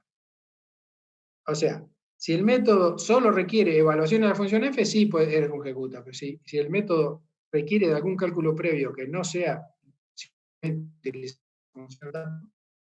no pertenece a la familia. Y tercera condición, que los métodos Runge-Kutta son de un paso. ¿Esto qué quiere decir? Que para pasar de un punto de la tabla, ¿se acuerdan la tabla donde era el resultado de la resolución numérica? Para pasar de un punto de la tabla, cualquiera, el x sub n y sub n, hasta el x sub n más 1 y sub n más 1, solo se utiliza información del punto de partida, x sub n y sub n, y no de los...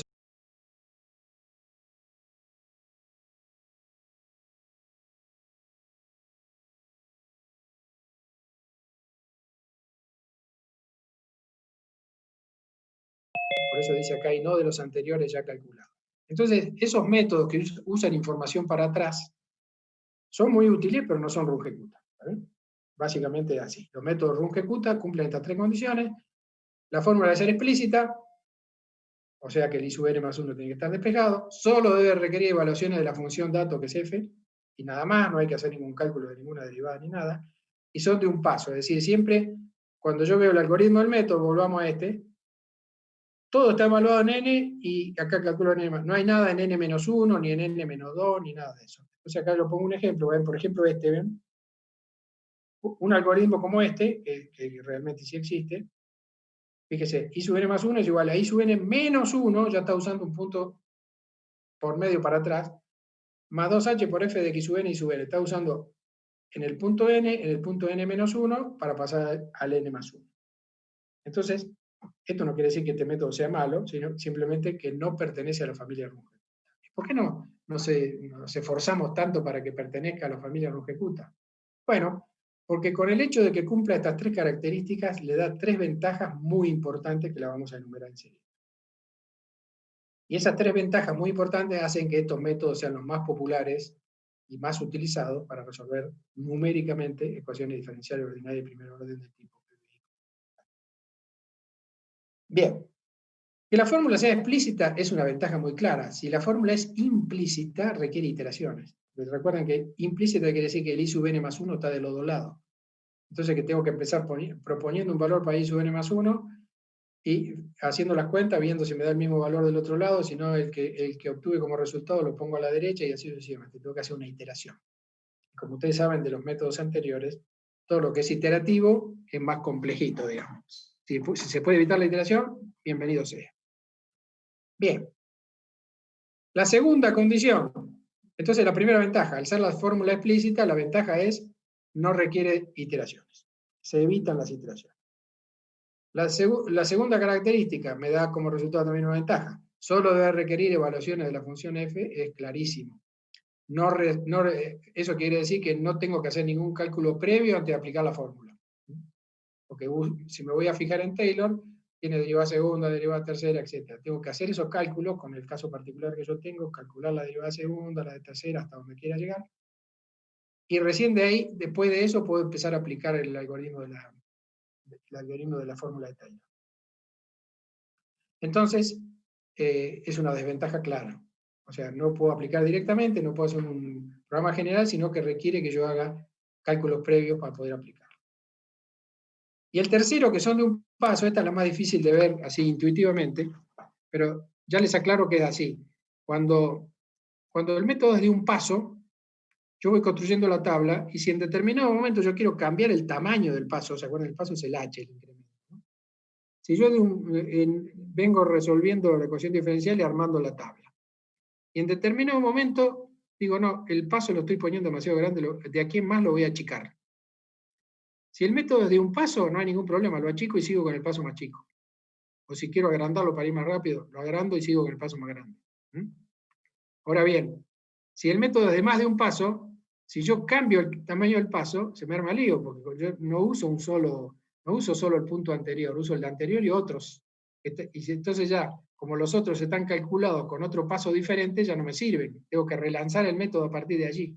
O sea, no puedo cambiar el paso en el momento que yo quiera sin complicaciones. No es que no se pueda, sí se puede cambiar, pero sin complicaciones no. Es decir, si un método de más de un paso, como sería este, yo vengo construyendo la tabla y si decido cambiar el tamaño del paso de aquí en más, tengo que hacer como si lo relanzara desde ese punto. Porque fíjense, un método como este que yo les acabo de poner aquí como método que es más de un paso, este método no hay forma que arranque solo. Porque yo tengo la ecuación diferencial y una condición. Y acá estoy usando dos puntos para encontrar el tercero. Ya de entrada veo que no puedo arrancar, ¿no? Entonces, bueno, hay que usar de métodos auxiliares para encontrar los puntos que me faltan. Bueno, es toda una complicación. Entonces, que sea de un paso me permite cambiar el paso cuando yo quiera. Y ustedes dirán, ¿y para qué quiero cambiar el paso? Bueno, sí es importante porque hay formas de estimar el error de truncamiento. Entonces, si yo vengo resolviendo la ecuación diferencial con un determinado valor del paso, recuerden que el error de truncamiento depende directamente del paso, ¿no? Vengo resolviendo la ecuación diferencial, construyendo la tabla con un valor de h. Y paralelamente voy estimando qué error de truncamiento estoy cometiendo. Y en determinado momento de la construcción de la tabla me doy cuenta que el error de truncamiento se me está yendo muy alto. ¿Está bien? Entonces, ¿qué hago? Usted dice, bueno, tengo que achicar el paso. Bueno, en los métodos tipo run-ejecuta, achicar el paso es sencillo. Achico el paso y sigo. No tengo que hacer nada, ningún cálculo adicional ni nada más. Si el método es de más de un paso, se me complica la vida, digamos. Puedo achicar el paso y seguir, pero ya tengo que recurrir a otros métodos, hacer otro tipo de cuentas para cada vez que yo quiera cambiar el paso. O sea, no es una dinámica fácil de manejar el cambio del H en un método que no es de un solo paso. Entonces, para que un método sea de la familia run-ejecuta, debe cumplir estas tres condiciones. ¿Y por qué se hace tanto hincapié en estas tres características? Bueno, porque estas tres características le dan tres ventajas que hacen que estos sean los métodos más utilizados y más populares para resolver este tipo de problemas. Repasemos. La fórmula explícita evita iteraciones. El segundo punto no requiere cálculos previos, o sea, con los datos del problema yo arranco y no tengo ningún problema. Y que son de un paso, la ventaja es que me permite cambiar el tamaño del paso H cuando yo quiera durante la construcción de la tabla resultado. Bueno, entonces esas tres características hacen que los métodos run-ejecuta sean los más populares y conocidos y nos vamos a centrar en eso por ahora. Bien. Pasemos. Vamos a ver métodos de tercer orden ahora, que también son bien conocidos. Acuérdense que vimos el método de Euler, que era de primer orden, es el único que hay. Métodos de segundo orden, mismo que son infinitos. En particular desarrollamos el Euler mejorado y el Euler modificado. Y ahora vamos a plantear una formulación general para un método de tercer orden. Bien. En todos los métodos, a medida que avanzamos en el orden, lo que pasa es lo siguiente. Vamos a plantear un planteo general de un método de tercer orden, como estamos haciendo aquí con este de tercer orden, y luego le voy a nombrar cuál es el más popular dentro de lo de tercer orden. Como decíamos, en los métodos de segundo orden los más populares son Euler modificado y Euler mejorado. Bien, en los métodos de tercer orden tienen uno que es el más conocido y el que más se usa. Pero también vamos a ver que son infinitos, lo mismo los de cuarto orden, etc. En segundo orden en adelante hay infinitas posibilidades para crear métodos. Pero siempre hay algunos que son los más populares y los más utilizados. Bien. Entonces un método de tercer orden general lo planteamos así. Fíjense, cuando teníamos de segundo orden, cuando era de segundo orden, a f lo evaluábamos en 2 puntos, ¿se acuerdan? Dentro del intervalo de integración. Ahora este que es de tercer orden, fíjense, lo pongo con esto k, es simplemente una cuestión de orden, porque si yo pusiera estos f acá adentro, fíjense los k que son, ¿no? Si pongo todo esto me va a quedar muy incómoda, digamos, el algoritmo del método, la función esta, la expresión del método. Entonces, ya de tercer orden en adelante se acostumbra a utilizar estas K de forma de simplificar la escritura, nada más, no tiene ninguna otra significación. Entonces estoy evaluando la función en tres lugares distintos, ¿ven? Acá estoy evaluando la función en un punto, acá en otro punto distinto y acá en un tercer punto distinto. Entonces, esto no lo voy a demostrar ahora, pero se va a demostrar que haciendo esta cuestión de evaluar la función dato, que es f, en 3 puntos diferentes dentro del intervalo de integración, se obtiene un método de tercer orden. ¿Qué quiere decir? Es un método que es equivalente a un desarrollo en serie de Taylor hasta derivada tercera, pero no necesito calcular la derivada tercera. Ven que yo evalúo la función en 3 puntos nada más. Voy a obtener una precisión equivalente a un desarrollo en serie de Taylor hasta derivada tercera, sin necesidad de calcular ni la derivada segunda ni la derivada tercera, únicamente utilizando la derivada primera, que es dato. Entonces fíjense que tenemos 8 parámetros, beta 1, beta 2, beta 3, P, Q, hasta ahí veníamos bien, R, S y T. Tengo todos estos parámetros. 3, 6, me quedan 7 acá, ¿qué pasó acá? Ah, me olvidé del beta 3. Qué gil, bueno. Después lo voy a tener que corregir. Acá hay falta el beta 3 que no lo puse, por eso la cuenta no me daba, ¿no? Son 8 parámetros, pero me comí el beta 3 aquí en el cuestión este. Después antes más. Yo tengo allá el PDF armado, pero lo voy a armar de vuelta le voy a poner el beta 3. O sea, lo voy a agregar acá al final nomás. Y la voy a escanear de nuevo y se la voy a mandar en PDF bien. Bien. Entonces tengo 8 parámetros. Si hacemos lo mismo que con... ¿Se acuerdan que habíamos encontrado qué relaciones tenían que cumplir los beta 1, beta 2, P y Q en los de segundo orden? ¿Se acuerdan que eran 3 relaciones, teníamos 4 parámetros? Bueno. En este caso es un poquito más complejito la cuestión. Vemos, tenemos 8 parámetros y para que sea de tercer orden se tienen que cumplir estas 6 relaciones. ¿De dónde salen estas 6 relaciones? Bueno, lo que se hace es, dado el algoritmo del método, bueno, este de acá es la derivada primera, no hay problema. Con el K2 se forma la derivada segunda, así como hicimos la derivada segunda, ¿se acuerdan con el segundo sumando el corchete en el método de Euler mejorado? Buenísimo. Acá vamos a armar la derivada segunda. Y con este de acá hay que buscarle la vuelta para armar la derivada tercera. ¿Está bien? Luego se sustituye todo aquí, se saca factor común, se compara con la serie entero y se empieza a comparar miembro a miembro. Y así surgen las relaciones, es lo mismo. Simplemente hacer desarrollos de serie, armar las derivadas que me hacen falta, en este caso tengo que llegar hasta la derivada tercera, y buscar qué relaciones tienen que cumplir entre sí los parámetros para que sea de tercer orden. Bueno, fíjense, la primera relación que P sea igual a Q, acá está, se me comió una rayita, la voy a arreglar también. Hay que cumplir la condición de que R tiene que ser igual a S más T. Después beta 1 más beta 2 más beta 3 tiene que ser 1. Q por beta 2 más R por beta 3. Y no les pido que se lo acuerden esto, simplemente se lo nombro para que vean cómo salen las relaciones, ¿no? Esta otra relación que tiene que ser igual a un tercio y esta de acá que tiene. Entonces tenemos, fíjense, 8 parámetros y 6 relaciones, que son estas 6 que tenemos acá encontradas.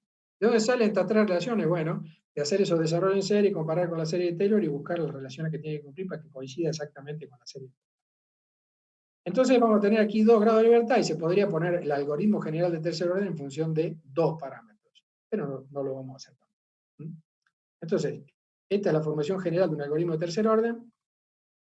De ahí surge que tenemos 8 parámetros, 6 relaciones, tenemos 2 grados de libertad, o sea que si queremos hacer como hicimos con el método genérico ese de segundo orden, que le damos un valor a omega, en este caso le vamos a tener que dar valores a 2 parámetros para poder lograr un método de tercer orden cualquiera. Bien, y acá vamos a ver un ejemplo. Como les decía, hago el planteo general, ahí encontré las relaciones, simplemente es una cuestión referencial nomás, ni intenten aprendérselo, esa parte no se lo vamos a hablar. Pero básicamente para que entiendan cómo se hace. Y después un ejemplo de tercer orden, que es el más conocido en la práctica, es el más popular, digamos, el que más se usa. Y es este. Fíjense, I sub n más 1 es igual a I sub n más h sobre 6, tiene K1 más 4K2 más K3. Si lo analizamos fríamente antes de hacer ninguna cuenta, vemos que cada uno de los K es una pendiente a la curva. Esta es una pendiente a la curva en el punto inicial, esta es una pendiente a la curva en el medio del intervalo, ¿ven? Que sale en xn más h sobre 2, y este último es una pendiente a la curva en la otra punta del intervalo, está en xn más h. Es un promedio de 3 pendientes, dándole más peso relativo en el promedio a la pendiente del centro. ¿Ven? O sea, estoy promediando K1, K2 y K3, pero le estoy dando a este, que es el calculado en el medio, le estoy dando más valor, más peso relativo en el promedio. Yo digo, es H sobre 6, K1, 4, K2 y K3. Ahí te le doy 4 veces más que a las dos puntas. Bueno, este es tiene nombre, pero ni vale la pena que se lo diga. Es un método de tercer orden muy conocido que se usa bastante. Pero, en general, los más utilizados de todos son los de cuarto orden. Bueno, acá está lo que yo les decía recién. Es un promedio de 3 pendientes, dando más valor relativo a la pendiente en el centro del intervalo. Y ahora, vamos a los de cuarto orden, que son los más utilizados por lejos. O sea, generalmente cuando ustedes vean una resolución numérica de una ecuación diferencial de cualquier tipo, de primer orden, pero de cualquier forma, digamos, en general se intenta, o se tiende a resolverla por método de tipo Runge-Kutta de cuarto orden. ¿Por qué? Porque se logra una muy buena precisión, se dan cuenta que sea de cuarto orden significa que es un equivalente a un desarrollo en serie de Taylor hasta derivada cuarta, pero como es de tipo Runge-Kutta, recuerden que no la vamos a evaluar nunca la derivada ni la segunda, ni la tercera, ni la cuarta, directamente vamos a evaluar la función dato en distintos puntos dentro del intervalo de integración y con eso vamos a lograr una precisión equivalente sin esfuerzo. Entonces, la formulación general de un método de cuarto orden la podemos plantear de esta manera. Fíjense, tengo beta 1, beta 2, beta 3 y beta 4 ahora. Estoy haciendo un promedio de 4 pendientes dentro del intervalo de integración. ¿Sí? Donde la primera siempre es en la punta del intervalo. Acá tengo una en un punto intermedio, que no sabemos, depende de P y Q, dónde estaría evaluado. otra evaluación también en un punto intermedio que no sabemos dónde está, depende de R, y otra en otro punto que también en general se toma la otra punta del intervalo, pero puede ser otro punto intermedio también. O sea, estoy evaluando la función dato en 4 puntos dentro del intervalo de integración, promedio todo eso, o sea, hago la cuenta de todas estas, depende de los betas, a ver cómo saldría el promedio, ¿no? Y con eso avanzo de I sub n hasta I sub n más 1. Bueno, entonces, para que esto tenga una precisión equivalente a un desarrollo en serie de Taylor hasta derivada cuarta, pero fíjense que, por lo demás, cumple todas las características de Runge-Kutta, es decir, la fórmula es explícita, I sub n más 1 está despejado, claramente. Y que es de un paso, no hay ninguna duda, paso de x sub n, y sub n hasta I sub n más 1, sin necesidad de utilizar otros puntos de la tabla. Y ahora, también la segunda condición no requiere cálculo de ninguna otra derivada, es de tipo de Runge. Entonces, bien. Entonces, lo que tengo que hacer yo para demostrar que es de cuarto orden es, esta la derivada primera, no hay problema, de aquí sacamos la derivada segunda del K2, del K3 sacamos la derivada tercera, y del K4 tenemos que sacar la derivada cuarta. No me pregunten cómo, bueno, en la bibliografía está como se hace, digamos, no es nada, no es ninguna ciencia, hay que hacer un desarrollo en serie y se arma, saca factor común y ahí salen igualdades y demás cosas. Bueno, en este caso ni siquiera le voy a poner qué ecuaciones debe cumplir, pero tenemos 13 parámetros, fíjense, los 4 betas, P, Q, R, S, T, U, B corta, W y Z. Bueno, si hiciéramos todo ese laburo, que no lo vamos a hacer claramente, se van a encontrar 10 relaciones, o sea, en este caso vamos a tener 3 grados de libertad. Entonces, para que sea de cuarto orden, a esos 13 parámetros se tienen que cumplir obligatoriamente 10 relaciones entre ellos. Bueno, y como les decía siempre, cuando se hace un planteo general como este, el paso siguiente es comentarles cuál es el método más popular dentro de ese grupo. ¿Qué es el grupo? Los métodos tipo Runge-Kutta de cuarto orden. Esta es la formación general, ya sabemos que hay infinitos, porque bueno, tenemos 3 grados de libertad además. Y el más común, el ejemplo más conocido de cuarto orden es este. Fíjense, dice que I sub n más 1 es igual a I sub n, fíjense, es un promedio de 4 pendientes, de las cuales una, la primera, está en la punta del intervalo, la segunda y la tercera son en el medio las dos, una es una pendiente en el medio, la otra es un recálculo de la pendiente en el medio, ¿está bien? Y la última, la K4, es en la otra punta del intervalo, en el final del intervalo. Las promedio a las 4, pero le doy más valor relativo en el promedio siempre a las dos que están en el centro. Es una cuestión básicamente por el teorema del valor medio, de ahí surge la idea de eso. Es un promedio de 4 pendientes donde se da más peso relativo a las pendientes calculadas en el centro del intervalo. A las dos que están calculadas en el centro se le da más peso relativo. Bueno, este es un método realmente muy popular. Ustedes van a ver que en la práctica, cuando uno, si tiene ya rutinas preparadas de resolución numérica de ecuaciones diferenciales de primer orden por método de tipo Runge-Kutta, si uno va a ver finitamente cómo está hecho el código de ese programa, se da cuenta que este es el método que están usando, porque es muy sencillo de utilizar, realmente no tiene ninguna cosa rara, fíjense, se puede calcular muy fácilmente, y este se demuestra que es de cuarto orden. Es decir, haciendo esto, yo obtengo una precisión equivalente hasta un desarrollo en serie de Taylor hasta derivada cuarta, pero no calculo ni la derivada segunda ni la tercera ni la cuarta. Simplemente estoy evaluando la función que es dato en 4 puntos dentro del intervalo de integración y obtengo una precisión equivalente a Taylor hasta derivada cuarta. Es una precisión interesante, ¿no? Entonces ya ahí, manejando el tamaño del H y manejando la cantidad de términos de la serie, que son 4 en este caso, tengo una precisión muy buena y esto es básicamente en ingeniería el método más usado por lejos. Tan es así que se lo conoce como el método Runge-Kutta. Cuando dicen esta ecuación diferencial la voy a resolver utilizando el método Runge-Kutta, se están refiriendo a este en particular. Recuerden, los métodos Runge-Kutta no hay un él. No hay un método que yo diga este es un método Runge-Kutta. Es una familia de métodos, ¿está bien?, que cumplen esas 3 condiciones que enumeramos. ¿Está bien? Y esa familia se las agrupa por el orden. Tenemos el primer orden solo el método de Euler, el segundo orden son infinitos, hay varios muy populares, como mejorado y modificado. De tercer orden hay infinitos también, y hay uno que es el más popular de todo, que es este que yo les puse aquí debajo.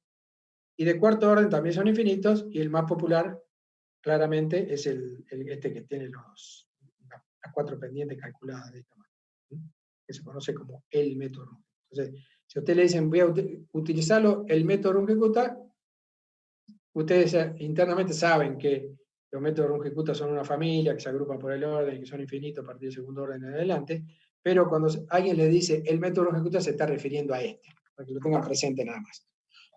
Porque no hay un él que no sea, que representativo de toda la familia.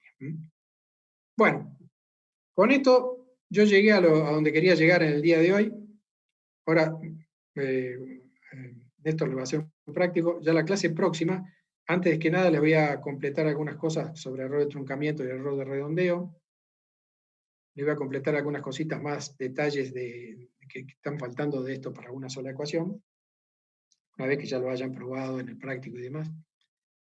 Y luego vamos a pasar al tema de sistemas de ecuaciones diferenciales, que es el último tema que vamos a ver, porque, digamos, este año es un año bastante particular, y hay temas que no lo vamos a desarrollar en su totalidad. Por ejemplo, hay toda una familia de métodos que son los métodos implícitos para resolver ecuaciones diferenciales, conocidos también como método predictor-corrector, que normalmente se dan en la teoría y se toma un poco de teoría de eso. En la práctica ni se lo hace porque son bastante engorrosos de practicar, se pierde mucho tiempo en escribir el programa y demás, pues están mezclados, es un método iterativo. Bah. Entonces, este año vamos a hacer simplificar un poco las cosas, vamos a restringirnos a los contenidos mínimos necesarios, y entonces ahora vamos a pasar a completar un poco de esta parte de una ecuación diferencial ordinaria de primer orden. Vamos a ver lo que sea sistema de ecuaciones diferenciales de primer orden, todo basado en método Runge-Kutta, no en otro tipo de métodos. Y el tema de ecuaciones diferenciales parciales, este año, este dictado, digamos, no lo vamos a dictar, ni por supuesto tampoco.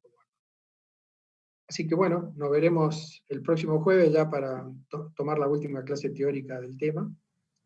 Y ya después nos organizaremos para ver cómo vamos a hacer una evaluación vía Moodle. En general estamos pensando en múltiple choice y espero que les vaya bien. Nada más. Profe, disculpe. Sí, decime. ¿Ya tiene una fecha aproximada del parcial, digamos, del cuestionario? Aproximadamente va a ser a fin de mes, pero no te puedo decir todavía el día. Tenemos que coordinar acá con Néstor, y Acosta también está programando no sé si les comentó algo ya, él está planificando, digamos, su evaluación también virtual, de la parte analítica, y va a ser no antes de fin de mes, o sea, yo calculo que va a ser los primeros días de septiembre. El parcial, la recuperación va a ser, no sé, antes del 15, esperemos. Y esperemos que les vaya bien a todos, ojalá. ¿Alguna otra duda? Parte numérica, entonces un solo parcial, múltiple choice. Parcial y recuperación. Sí, sí. Un parcial que cubre todo lo que vimos, que no es mucho, ¿no? Sistema de ecuaciones lineales, ecuaciones no lineales, sistemas no lineales, aproximación de funciones, ecuaciones diferenciales ordinarias y sistema de ecuaciones diferenciales ordinarias, que es lo que vamos a ver el próximo jueves.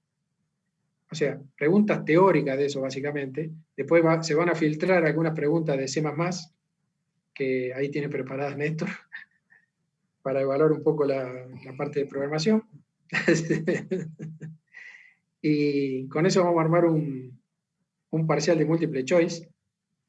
O sea, ustedes entrando en la plataforma, van a acceder a su examen y lo contestan allí bastante rápido, esperamos que sea. Y al rato nomás ya van a tener la nota.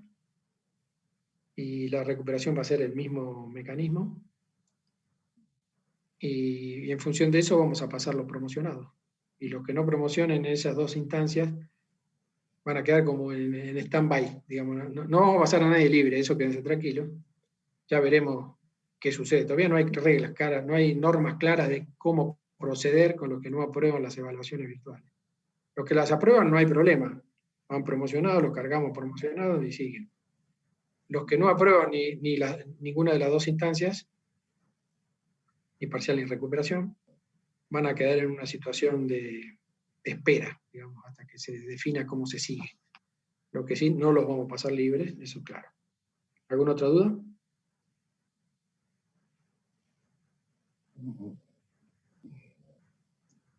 Bueno, nos vemos el jueves que viene. Con esto se van a ver el miércoles, ¿verdad? Sí, nos vemos el miércoles. Bueno, que les vaya bien a todos. Gracias, hasta luego. Hasta luego, que pasen bien. Gracias, Nos profe. vemos. Chao, chao. Chao. Chao, chao.